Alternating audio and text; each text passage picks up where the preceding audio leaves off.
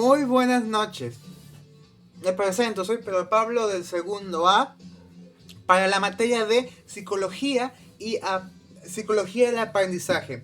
En este caso les voy a hablar temas de el capítulo 1, la psicología del aprendizaje y la memoria, comenzando por Aristóteles.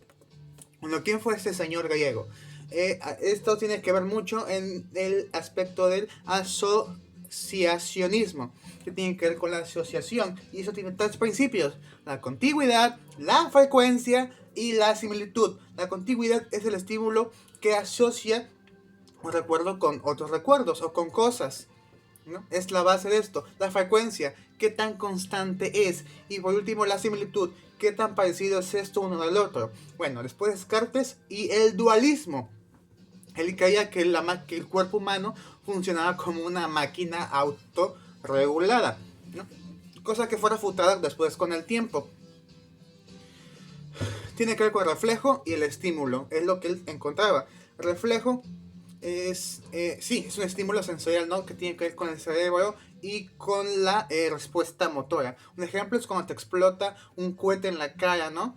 Tu cerebro reacciona, no quedas en shock, sin embargo tú te alejas, cierras los ojos, esa es la respuesta motora. Y el estímulo es, digamos, una motivación que te incita a, digamos, tiene que ver con algo positivo o con algo negativo. El punto es que va a haber algo a cambio. Ahora seguimos con el tema de filosofía de la mente. ¿Con quién? Con John Locke y el empirismo. Las ideas en las que él caía es que decía que todos los humanos tenemos el mismo potencial para el conocimiento, el liderazgo y el éxito, y que todos los niños, sí, niños incluyen niños y niñas, una buena educación sin importar si son ricos o pobres o sus costumbres, y que creía que todas las personas podían ser lo que quisieran, romper sus límites a través del esfuerzo y el aprendizaje. Luego seguimos con William James y la asociación. Sí, seguimos con ese tema. Lo más que aquí él asocia mucho cómo recordamos las cosas con la experiencia, ¿no? Decía que los hábitos se adquieren de manera similar a nuestras experiencias. Un ejemplo es la constancia. También tiene que ver con Aristóteles. Asociar las cosas, ¿no? Por ejemplo, te levantas temprano, lo asocias con qué, con el reloj, ¿no? O con la alarma. También su modelo fue fundamental para la metodología de hoy en día. Sin embargo, él tiene muchas introspecciones y observaciones subjetivas, pero demostró su punto.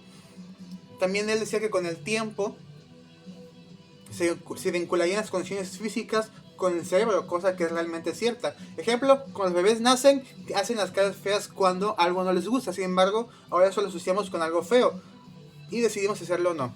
Ahora sí, pasando al tema de evolución y selección natural. Pasamos con Erasmus.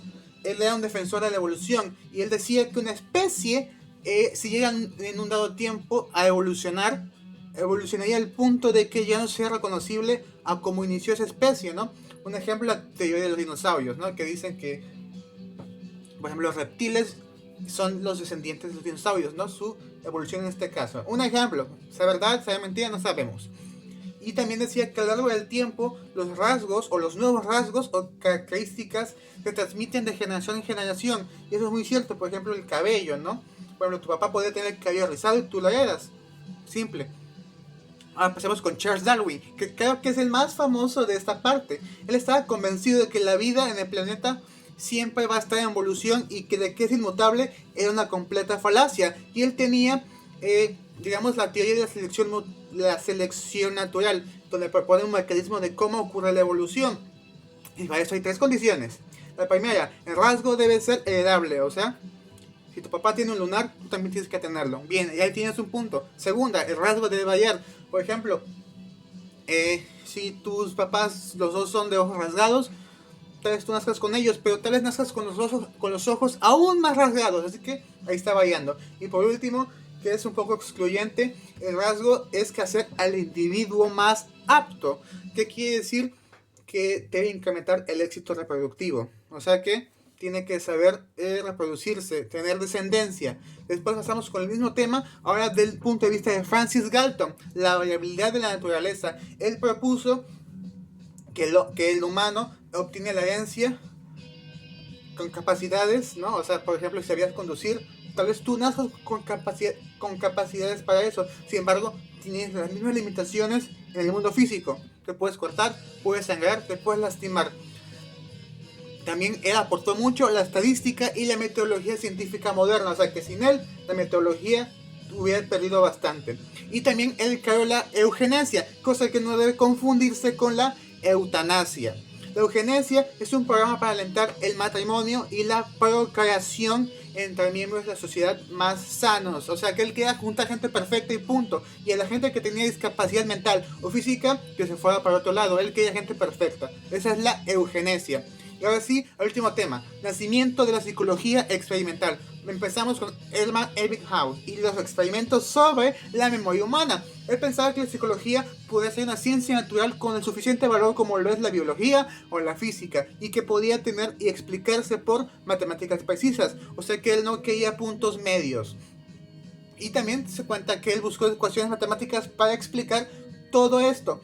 Construyó un avance crucial en la metodología. Y ahora esos estudios son los principales en los que tienen que ver con la memoria humana. Con el método de el uso de sílabas no conocidas y sin sentido. Y él hizo experimentos de esto con métodos científicos. Ahora sí el que me cae bien. Iván Pavlov y el aprendizaje animal. En pocas palabras, él hizo esto del condicionamiento clásico, que es un animal acondicionarlo a que haga lo que tú quieras.